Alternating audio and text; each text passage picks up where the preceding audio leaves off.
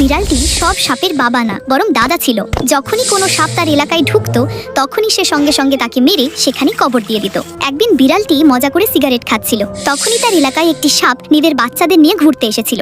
বিড়াল সঙ্গে সঙ্গে দৌড়ে যায় এবং সাপটিকে মারতে শুরু করে। এটা দেখে সাপের বাচ্চারা কান্না করতে থাকে, কিন্তু তবুও বিড়ালটি সেই সাপটিকে মেরে ফেলে ও একটা গর্তে কবর দিয়ে ফেলে।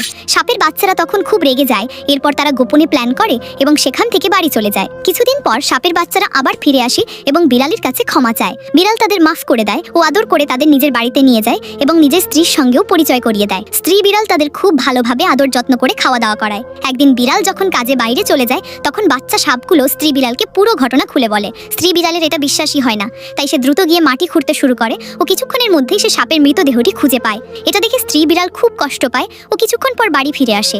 বাড়ি এসেই সে নিজের ঘর থেকে বন্দুক বের করে ও সেই বন্দুক সাপের বাচ্চাদের হাতে দিয়ে দেয়। যখন বিড়াল বাড়ি ফিরে আসে সাপের বাচ্চারা তার উপর গুলি চালায় আর সেখানেই বিড়ালের গেম ওভার হয়ে যায়।